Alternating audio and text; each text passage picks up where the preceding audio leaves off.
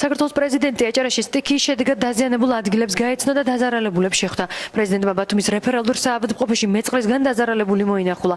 ამირან სამნიძე ურეხში მთისძირის ქუჩაზე ცხოვრობს. მას მენჯისძვლის ორმხრივი ხაზოვანი მოტეხილობა აქვს. პრეზიდენტის განცხადებით სტიქია ქვეყნის საერთო პრობლემაა, რომლით მიყენებული ზარალიც ერთობლივად უნდა დაიძლიოს. აჭარის მთავრობის თავმჯდომარის განცხადებით მომდევნო 2 დღის განმავლობაში ამინდების გაუარესებას ელიან და სტიქიასთან საბრძოლველად თადარიგი დაჭერილია. თბილისიდან დამატებითი ჯგუფებია გამოგზავნილი, ხოლო გეოლოგები არსებულ ვითარებას სწავლობენ. რაც შეეხება დაზარალებულ ოჯახებს, არჩილ ხაბაძის განცხადებით მათ მდგომარეობას კომისია შეისწავლის.